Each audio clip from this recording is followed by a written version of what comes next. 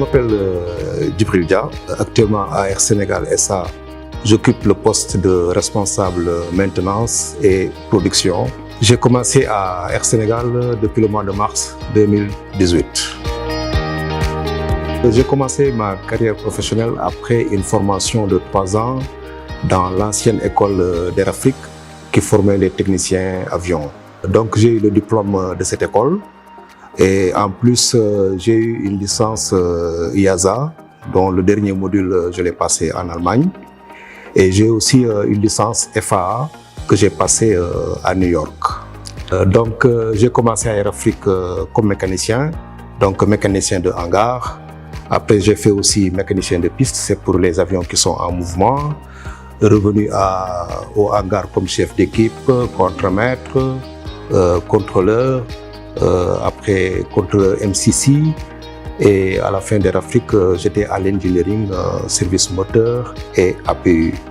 Après Air Afrique j'ai rejoint Air Sénégal International que j'ai quitté en 2008 pour aller au Nigeria dans une compagnie qui s'appelait ARIC. Après Sénégal Airlines, l'avant-dernière compagnie m'a contacté, j'ai rejoint Sénégal Airlines. Après Sénégal Airlines, je suis allé à la NACIM où j'ai fait 3 ans avant de rejoindre Air Sénégal SA. En tant que Sénégalais, c'est un honneur de participer au lancement de la nouvelle compagnie. De toute ma carrière professionnelle, je n'ai jamais vu une compagnie qui a vraiment un support aussi important de la part de l'État. Parce que tout ce qu'on demande pour assurer la sécurité, le bon entretien des avions, rien ne nous est refusé. On a carte blanche. Air Sénégal, bon, comme je l'ai dit, je pense que nous qui sommes à Air Sénégal, c'est nous qui sommes redevables. Je l'ai déjà dit, tous les avantages que nous avons, la stabilité du pays, le tourisme et les voyages d'affaires, ça c'est une chance. Le Sénégalais qui est voyageur, nos parents, Moudou et autres, c'est une chance. Donc nous devons la mériter. Donc sécurité, comme je dis, ça c'est en nous tous. Ponctualité, donc anticiper, faire de notre mieux. On ne peut pas toujours réussir, mais faire de notre mieux. Et puis le confort des passagers. Le confort des passagers. Oui, je pense. Parce que là, nous sommes entre Sénégalais.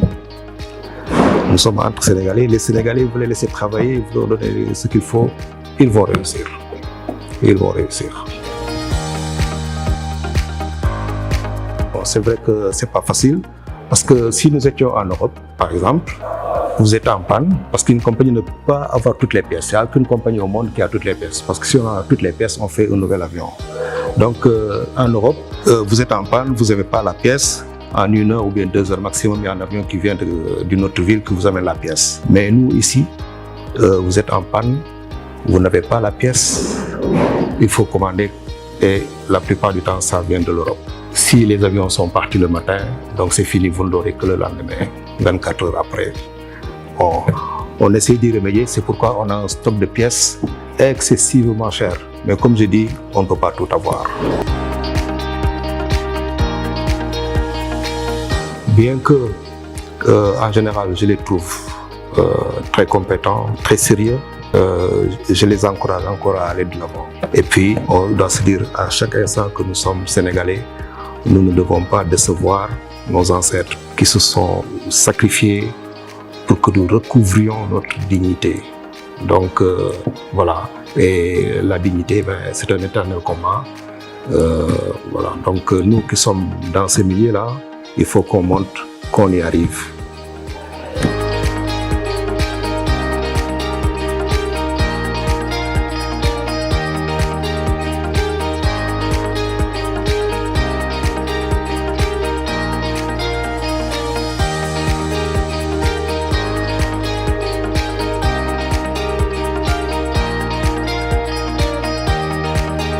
Quand j'arrive à l'aéroport, au bureau, j'ai commencé déjà à voir les mails depuis la maison et arrivé au bureau parce que je fais au moins 1 heure de route. Donc je regarde les derniers mails et puis me préparer pour la réunion quotidienne. À la réunion quotidienne, on parle des nouvelles pannes. Qu'est-ce qui est prévu d'être fait? Est-ce qu'il y a une commande à faire et autres? Et les pannes qui existent déjà, où est-ce qu'on en est côté commande? Si la pro est là, est-ce qu'on a remplacé? Et ainsi de suite. Anticipation. Après, toujours être attentif sur l'état technique des avions. Ça peut m'amener à faire des sondages, aller sur le terrain, voir l'état des avions, la propreté, l'état des freins, l'état des pneus. Ah oui, notre métier, il faut dire que c'est plaisant. Hein. Le métier, c'est vraiment plaisant. Une fois qu'on est dedans là, c'est fini. Mais on a toujours la fierté de réussir, de dépanner. Voilà. Aux jeunes Sénégalais, je leur dis, rien n'est difficile. Rien n'est difficile. Vous allez au cockpit, vous allez voir beaucoup de boutons. Quand le pilote va manipuler, c'est quoi ça? Mais bon, lui, il a appris petit à petit et puis il ne fait que ça, donc il maîtrise. Les mécaniciens, pareil. Le pilote, s'il descend, il va voir des choses que fait le mécanicien, il ne comprend pas. Donc tout s'apprend. Et puis c'est un métier, une fois qu'on est dedans, c'est fini. Vraiment plaisant. Le technicien, il travaille, il ferme le moteur, il signe. Personne ne va regarder. Donc ça, c'est une responsabilité. Le pilote aussi, il a combien? 200, 300 personnes derrière lui. C'est une grande responsabilité. Il ne faut pas qu'il ait d'autres soucis. L'hôtesse, le cabin crew, les PCB, ils ont des responsabilités. Le confort du passager. Et puis en cas de problème, l'évacuation. Donc ils ont leur formation. Et la formation, ça, c'est pas ce qui manque. Et puis c'est réglementaire. Une compagnie ne peut pas se permettre de ne pas faire les formations. Parce que tout est écrit. L'autorité aviation civile suit ça. Donc côté formation et même refresh, parce que les formations, ça dure 2 ans. Tous les 2 ans, il faut aller faire un rafraîchissement. Donc c'est pas ça qui manque. C'est pas ça qui manque.